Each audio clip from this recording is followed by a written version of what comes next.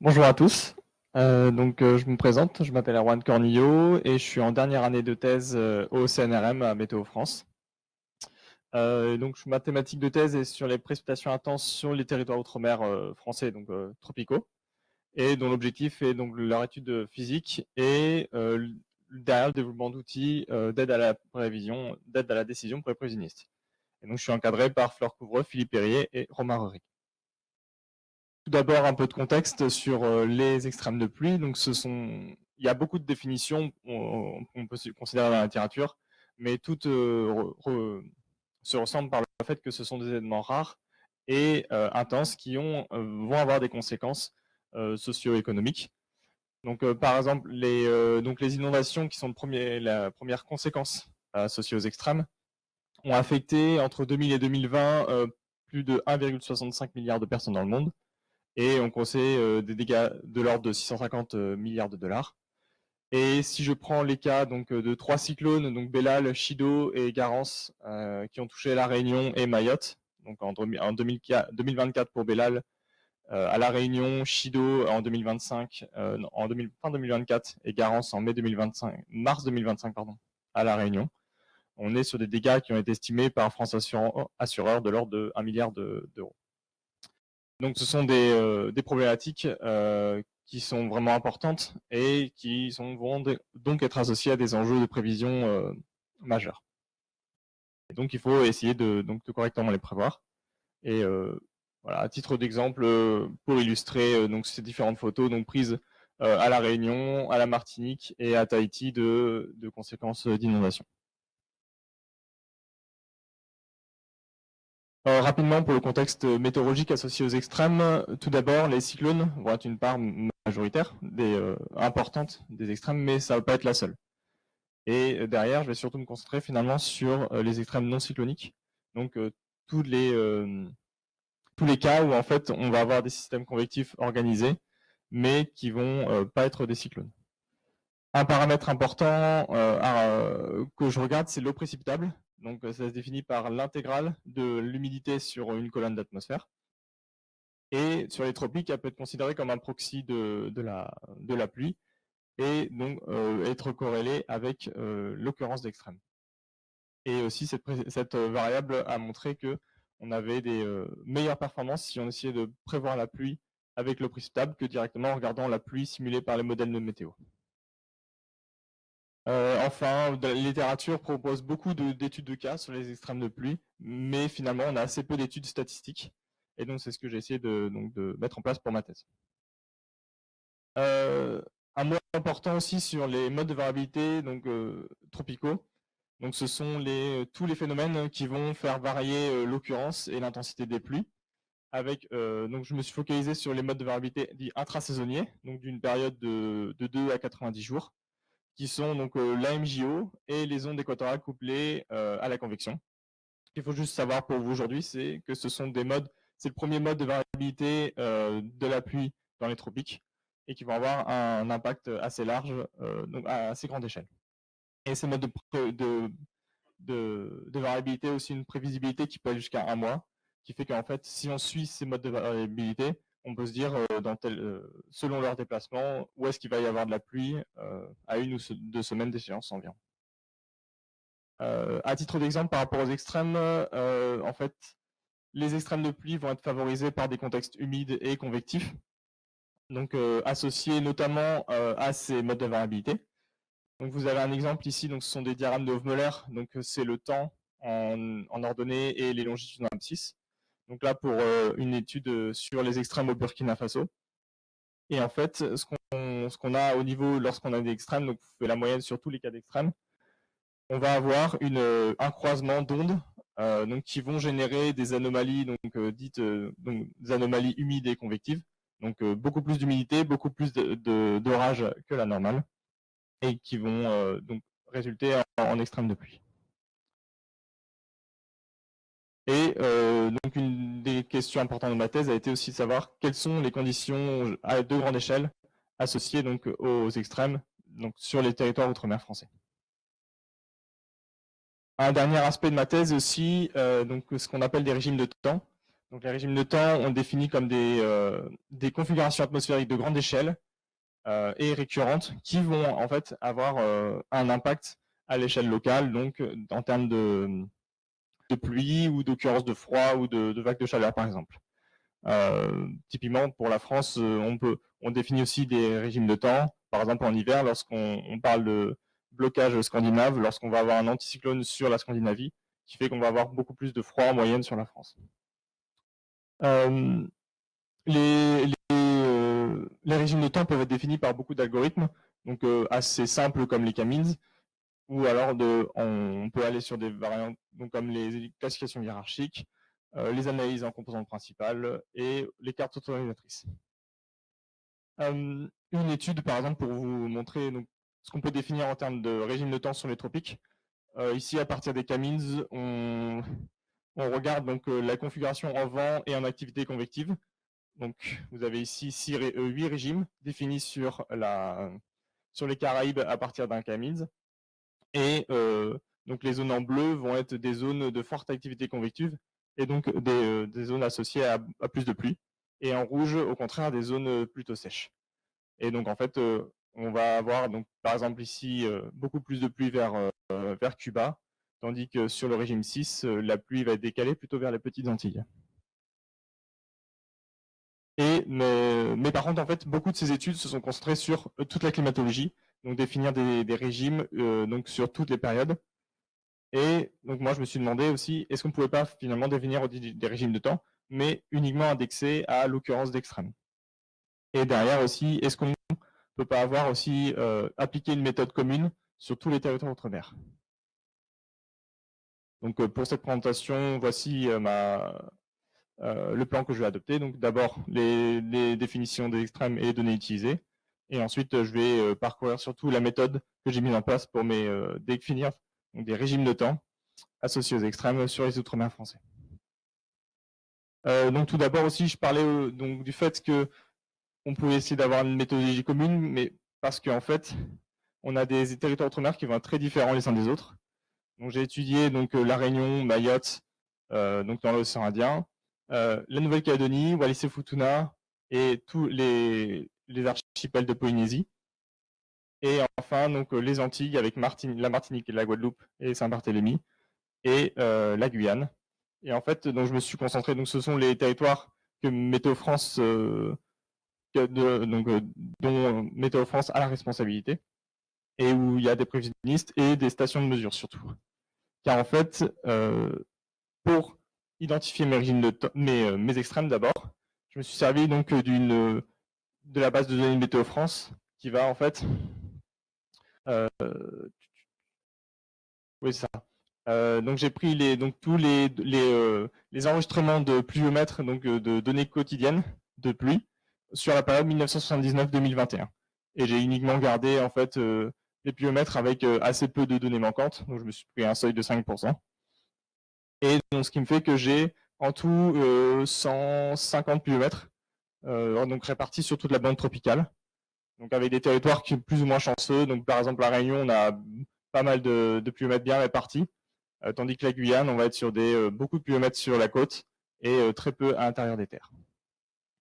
Et par exemple aussi, après, donc, sur le sud de la Polynésie, certains archipels où j'ai qu'un seul pluviomètre. Mais ça permet en fait déjà d'avoir quand même une première, d'avoir des données sur toute la bande tropicale. Derrière, donc j'ai défini donc un extrême de pluie comme tous les jours où on a où donc les relevés quotidiens de pluie dépassent le percentile 99, donc sur tous les jours, ce qui me fait environ 150 à 160 extrêmes pour chaque pluviomètre. Donc ici, vous avez la valeur du percentile 99, avec donc des valeurs de l'ordre de 40 à 100 mm par jour pour la plupart des territoires.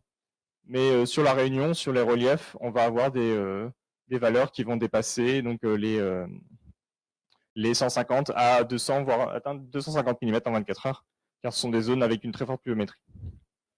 Et ensuite, j'ai étudié donc les extrêmes associés au cyclone, mais la prochaine présentation, je vais me concentrer uniquement sur les extrêmes non cycloniques. Et donc pour la suite, je les ai retirés. Donc ensuite, l'objectif a été, donc, sur une deuxième partie de ma thèse, a été donc de mettre en place une méthode de classification donc des extrêmes de pluie et de leur situation météorologique associée, donc dans le but d'avoir des régimes de temps, et aussi donc d'avoir une méthode de classification commune à tous les territoires. Et derrière, après, c'est une fois que j'ai obtenu mes régimes, c'est d'écrire leur typologie et voir quels sont les phénomènes associés. Donc, par exemple, en lien avec les ondes équatoriales que je parlais tout à l'heure. Donc, tout d'abord, un point important était le choix des variables d'entraînement. Donc, il me fallait des variables qui représentent à la fois la circulation et l'humidité. Donc, un premier choix a été porté donc, sur le vent, donc en basse atmosphère et en haute troposphère, pardon. Donc à 850 hectopascales en bas, donc à peu près 1500 mètres d'altitude, et 200 hectopascales vers 10 000 mètres d'altitude, pour à la fois représenter en fait donc les régimes comme les alizés, les vents de mousson, qui caractérisent l'atmosphère tropicale, et aussi des interactions avec la haute troposphère qui peuvent aider à générer des orages. Deuxième paramètre important était aussi donc l'eau précipitable que j'ai présenté tout à l'heure, et j'ai aussi identifié en première partie de mon stage, de ma thèse, pardon, le fait que l'eau précipitable était associée, donc les extrêmes sont associés à des anomalies d'eau précipitable. Donc ici, vous avez l'exemple pour la Réunion, avec donc cette bulle humide, donc associée à des plus hautes valeurs d'eau précipitable lorsqu'on a des extrêmes. Et ensuite, j'ai considéré donc à la fois donc des champs bruts, donc les champs totaux qui vont de vent et d'eau précipitable qui vont me donner la saisonnalité, les anomalies qui me donnent la différence par rapport à la climatologie, et les variables donc, filtrées pour les ondes équatoriales. Donc je ne rentre pas dans les détails, mais si vous avez des questions, je pourrais vous expliquer aussi. Donc, ce qui me fait à la fin, mine de rien, 30 variables pour mon entraînement de régime de temps, mais qui n'ont aucune combinaison linéaire entre elles. Donc maintenant, je vais rentrer plus en détail pour l'obtention de mon régime de temps. Donc, j'ai utilisé les cartes autoréalisatrices ou les cartes de Kohonen. Et donc ici, vous avez un exemple de carte qu'on peut obtenir donc, pour un pluviomètre. Donc, ce qu'on cherche, c'est à avoir donc, des patterns, des régimes qui vont représenter toutes les situations possibles et qui vont les synthétiser en un nombre réduit pour avoir nos régimes de temps, et aussi avoir des clusters qui ne sont pas forcément de taille homogène, puisque en fait on peut avoir des situations qui se reproduisent plus ou moins souvent. Donc tout d'abord, quand je considérais une carte autoréalisatrice, j'ai initialisé donc par une ACP pour avoir déjà je vais revenir après sur les propriétés de la carte autoréalisatrice, mais à un certain ordre. Et aussi, je considère la distance euclidienne entre mes données et mes neurones de ma carte. Donc cette carte est composée ici j'ai choisi 12 neurones qui chacun vont représenter un régime de temps. Et ici, je prends une situation donnée, donc par exemple celle du 30 mai 2021 où j'ai un extrême, et donc je vais vous présenter ensuite une étape d'entraînement.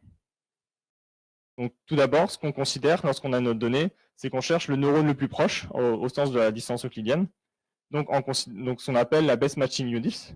Et donc pour ce cas du 30 mai, donc c'est ce neurone-là qui va être le plus proche. Et ce qu'on fait, c'est qu'on va, donc, pour l'entraînement de notre réseau de neurones, on actualise avec une fonction d'entraînement, donc ce neurone-là, cette best matching unit, avec donc notre fonction, puisque donc c'est le plus proche, pour donc se rapprocher de nos données et de mieux les représenter.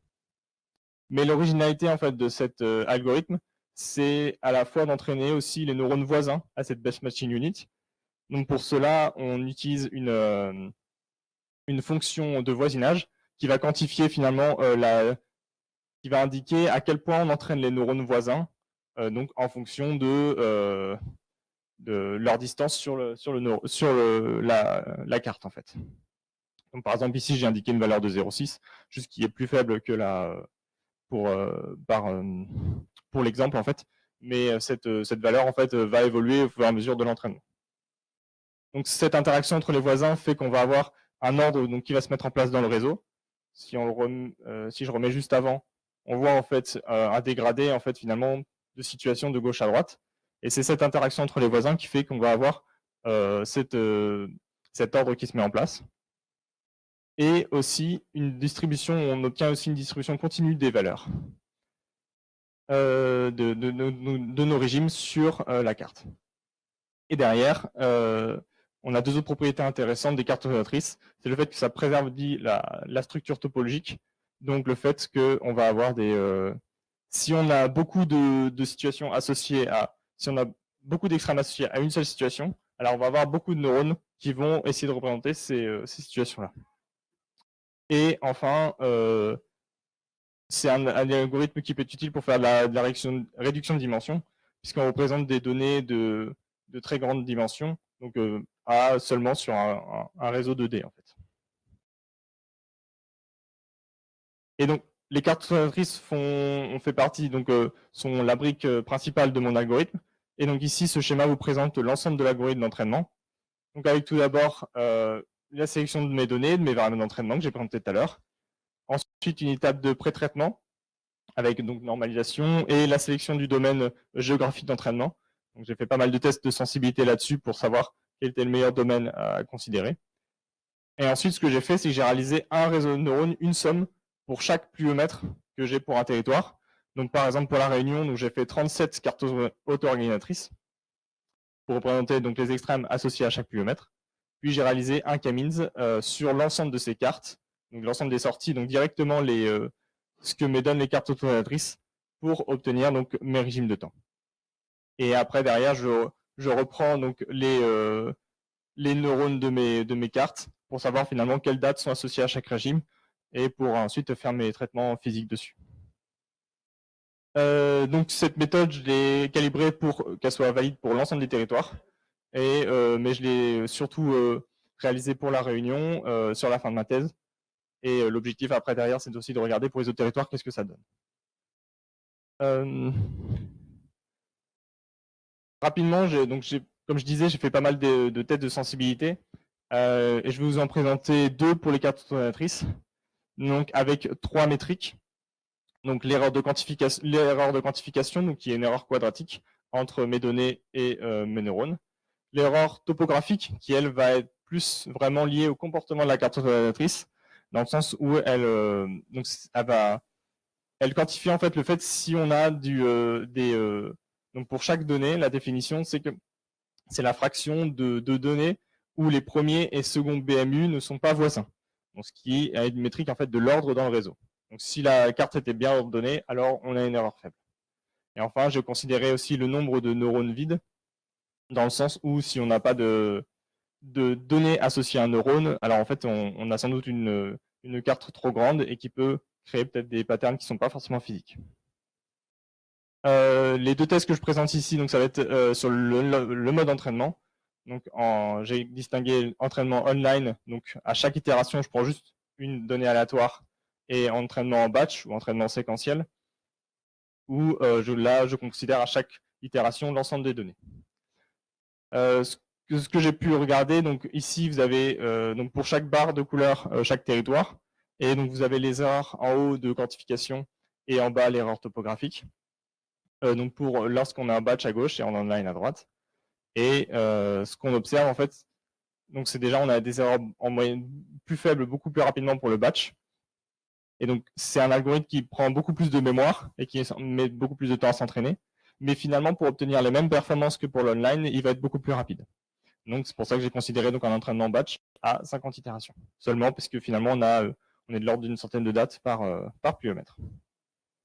Je suis aussi intéressé du coup à la carte, à la taille de la carte, en regardant les mêmes erreurs. Et ce qu'on observe, c'est ce que j'ai pu noter, c'était que c'était les régimes 3 x 4 et 4 x 4 qui étaient les meilleurs, avec les erreurs les plus faibles. Mais finalement, j'ai considéré une taille de 3 x 4 qui me semblait appropriée par rapport à mon problème, puisqu'on va avoir une erreur topographique qui va être en moyenne plus faible sur tous les territoires. Et enfin, donc, comme je disais, j'ai aussi donc, après fait un K-means sur toutes mes sommes. Donc j'ai considéré comme métrique la silhouette, qui va dire si un individu est bien classé dans sa classe appropriée. La proportion de bonne classification, dit finalement la proportion de données avec une silhouette positive.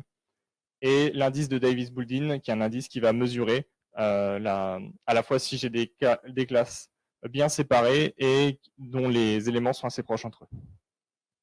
Donc, ici, je présente le cas de la réunion, puisqu'en fait, à la fin, donc je disais, j'ai une méthode commune, mais ce qui va changer juste à la fin, c'est le nombre de régimes que j'obtiens, donc ce qui va jouer sur ce qui va être donné par le k-means.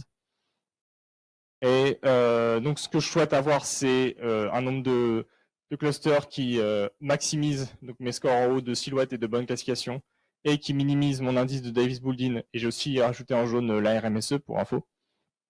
Donc, j'ai pas mal de choix possibles. Donc, ce qui est ressorti, donc c'était notamment 6.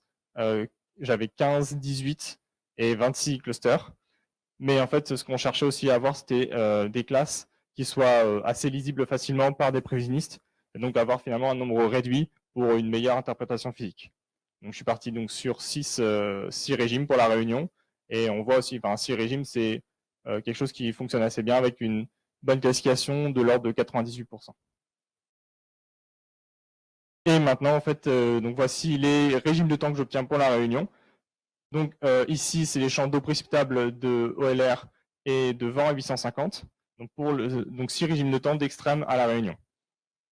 Et je ne vais pas rentrer dans les détails météo, mais en fait, ici, c'est pour indiquer qu'on va avoir des structures en fonction en fait, des positionnements donc, de structures de l'océan Indien, donc la ZCIT, qu'on a associé à ces zones bleues donc, de forte humidité, et aussi donc l'anticyclone des Mascareignes, qu'on a donc à l'est de la Réunion. Et en fonction de la position de ces systèmes, on a des configurations différentes. On a aussi donc, des régimes qui vont se distinguer par leur saisonnalité. Donc les 3 premiers sont plutôt des régimes d'été. Le 5e est un régime d'hiver. Le 4e est un régime plutôt d'intersaison. Et celui-ci est aussi un régime d'été un peu plus intense que les 3 précédents. Et ici, je vous montre aussi après c'est ici, les mêmes cartes que précédemment, mais en anomalie. Donc anomalie d'eau précipitable, d'OLR et de vent. On retrouve à chaque fois une anomalie humide et convective sur la Réunion, mais après derrière avec des configurations différentes. Par exemple, ici, c'est plutôt associé à des passages de perturbations australes, donc de moyenne latitude, alors que ce temps-ci va être beaucoup plus tropical et donc associé à des ondes équatoriales et des systèmes convectifs type, par exemple, MCS. Donc pour conclure, après sur cette présentation, l'objectif de ma thèse était surtout une étude générale des extrêmes de pluie donc sur tous les territoires outre-mer, avec ici un focus sur les extrêmes non cycloniques. Et ça a été surtout la deuxième partie de ma thèse, la mise en place de cet algorithme de classification en régime de temps, avec donc essayer d'avoir des variables cohérentes physiquement, mais même si on peut se demander si 30 variables, c'est peut-être un peu beaucoup aussi pour faire l'entraînement. Et derrière l'utilisation de ces techniques de classification non supervisée pour trouver nos régimes de temps. Et enfin, donc pour la réunion, j'ai 6 régimes qui décrivent mes configurations d'extrêmes, donc en fonction de la saisonnalité ou de la localisation des structures de grande échelle. Mais ça va être le cas aussi derrière pour tous les outre-mer, mais avec des structures finalement qui vont dépendre en fait de la localisation des zones en jeu. Ce que j'ai pu noter aussi, ce que je n'ai pas présenté, c'est surtout que mes cartes orientatrices, en fait, lorsque je les mets dans la classification, elles vont vraiment avoir une plus-value intéressante, dans le sens où elles vont donner aussi donc, des régimes qui vont être meilleurs physiquement, et aussi la tendance, elles ne vont pas avoir la tendance qu'a le k-means à vouloir faire toujours des classes de taille homogène. Et enfin, donc, une fois qu'on a identifié ces régimes de temps, on peut aussi voir si on ne peut pas prévoir l'occurrence d'extrêmes avec ces régimes. C'est ce qu'on appelle la méthode de prévision par analogue, où en fait qu'on dit si on a le régime qui va se produire, alors on va avoir une chance d'extrême de pluie, donc par exemple à la Réunion. Et enfin, donc en termes de perspective, donc dans ce qui est prévu début septembre et pour après, ça va être aussi donc voir. Je voulais regarder si durant la période de ma thèse, pour les extrêmes de pluie, est-ce qu'on ne peut pas essayer de prévoir les extrêmes à partir des régimes, comprendre après derrière les mécanismes physiques entre les régimes de temps et l'occurrence des extrêmes, et aussi donc pourquoi pas essayer de tester d'autres algorithmes comme les sommes hiérarchiques qui sont finalement donc des sommes imbriquées les unes dans les autres, et enfin donc regarder si à partir des régimes de temps, on ne peut pas aider à prévoir donc, les extrêmes à partir donc des modèles de prévision. Merci beaucoup.